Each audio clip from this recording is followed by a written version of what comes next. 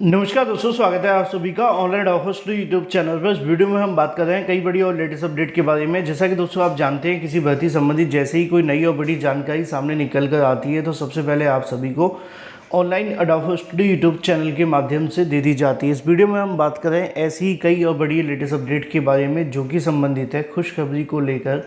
BEd छात्रों के लिए बड़ी अपडेट निकल करके सामने आ गई है और ये अपडेट संबंधित है 24,000 यूपी टीजीटी पीजीटी की नई भर्ती को लेकर विज्ञापन कार्यक्रम के बारे में। साथ ही साथ अगर बात की जाए इंतजार खत्म को लेकर, ओटीआर से आवेदन के बारे में, शिक्षक भर्ती को लेकर एक बड़ी और लेटेस्ट जानकारी निकल कर आ गई है टीजीटी पीजीटी की नई भर्ती के संबंध में। अभी पुरानी भर्ती का जो मामला है वो चल ही रहा था, इसी समय पर नई भर्ती के लिए कई न कई चीज़ें आना अभ्यर्थियों के लिए और भी ज़्यादा सकारात्मक है। डिटेल में बात करेंगे, चैनल को सब्सक्राइब करके बेल आइकन को दबा लेना, वीडियो को लाइक कर देना, जिससे कि आपको रियल ऑथेंटिक जानकारियों के नोटिफिकेशन ऑनलाइन अडॉफर स्टडी यूट्यूब चैनल के माध्यम से मिलते रहें। सीधे शुरुआत करते हैं मुद्दे की और बड़ी अपडेट के साथ, जो कि संबंधित है बीएड छात्रों के लिए यूपी टीजीटी पीजीटी की नई भर्ती के बारे में। टीजीटी पीजीटी 2022 की परीक्षा मई और जून में प्रस्तावित है और मई जून में होने वाली इस परीक्षा के अलावा अगर कोई राहत की खबर है इस साल में तो वो है टीजीटी पीजीटी की नई भर्ती। क्योंकि नई भर्ती के संबंध में भी जानकारी लगातार कहीं न कहीं आप सभी के सामने निकल कर आ ही रही थी। शिक्षा सेवा चयन आयोग के माध्यम से भी रिक्त पदों का डाटा शिक्षा निदेशालय से लिया जा रहा था और कोशिश यही थी कि एज सून एज पॉसिबल इस भर्ती की प्रक्रिया को भी शुरू करा दिया जाए।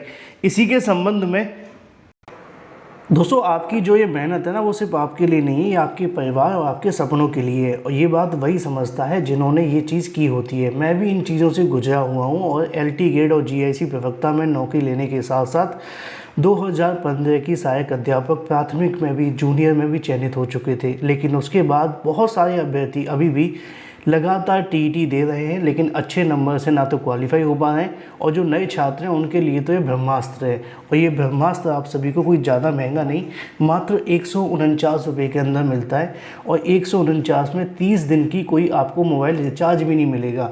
तो यकीन माने कि अगर आप इसके साथ प्रिपरेशन करते हैं तो आपको कुछ और पढ़ने की कोई आवश्यकता नहीं है। इसमें आपको 60,000 से ज़्यादा वन लाइनर क्वेश्चन, बाल विकास, हिंदी, इंग्लिश, गणित, संस्कृत, एसएसटी, ईवीएस के सभी इंपॉर्टेंट नोट्स आपको मिलते हैं, प्लस 50 प्रैक्टिस सेट मिलते हैं। 2011 से लेकर अब तक के प्रीवियस ईयर क्वेश्चन भी मिलते हैं और बहुत सारे आपके मन में सवाल भी होंगे, अपनी परेशानी होंगी, उन सभी सवालों को पूछने के लिए सपोर्ट भी मिलता है। 796719676659 पे अगर आप व्हाट्सएप करते हैं तो आज ही इस कोर्स को परचेज़ कर लें और इसी नंबर पे आपको कोर्स भी दिया जाएगा, इसी नंबर से आपको सपोर्ट भी मिलेगा। सब कुछ आपको एक ही जगह पे मिल जाएगा। 1-to-1 सपोर्ट होगा, प्रीवियस ईयर क्वेश्चन होंगे, प्रैक्टिस सेट होंगे, एग्ज़ाम का कंटेंट भर भर के होगा और ये पढ़ लिया तो कुछ और पढ़ने की आपको आवश्यकता नहीं है। तो देर किस बात की, अभी व्हाट्सएप करें 7719676659 पर और पर्सनली मुझसे मिलें।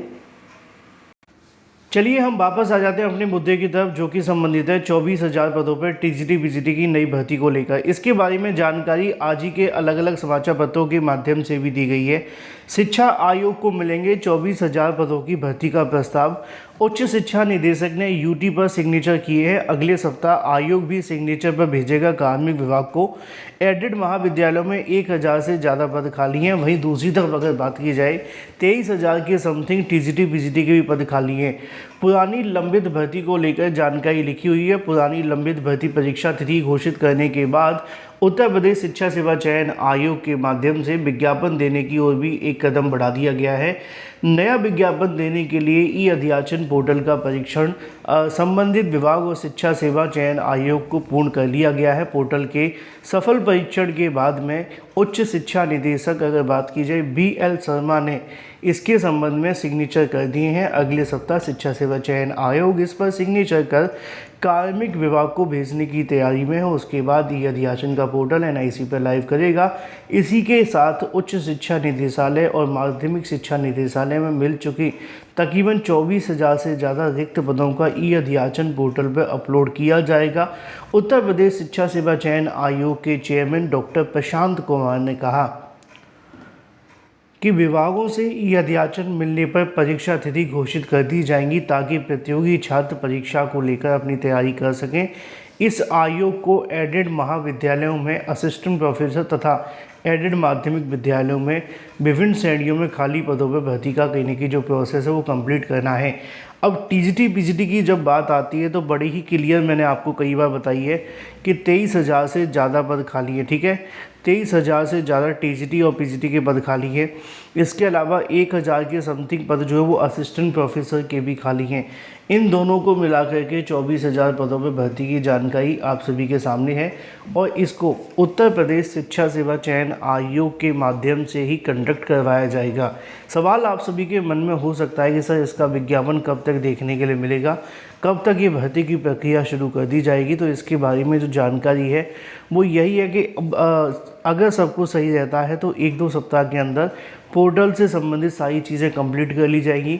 एक बार जैसे ही ई अध्याचन का पोर्टल लाइव हो जाएगा तो उसके बाद में इसके जो अध्याचन है वो शिक्षा सेवा चयन आयोग को भेजने की प्रक्रिया शुरू हो जाएगी।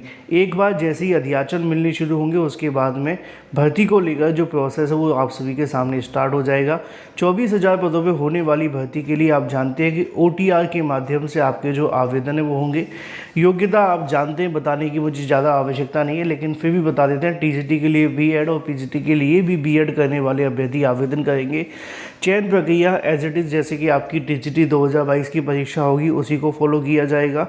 कुछ चीज़ें बदलाव की जा सकती हैं, वो आने वाले समय में आप सभी को देखने के लिए मिलेगी। चूँकि अभी विज्ञापन आने में थोड़ी सी देरी है तो इनको लेकर जो नियमावली है वो भी तैयार की जा रही है और जो टीजीटी पीजीटी की नियमावली है उसके आधार पर चीज़ें थोड़ी बदल सकती हैं।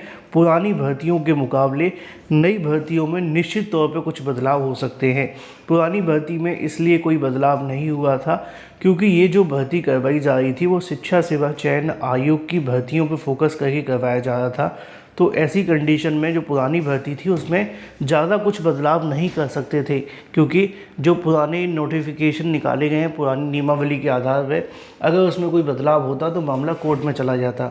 लेकिन यस, नई भर्तियों में कुछ बदलाव आप सभी के लिए संभावित हैं।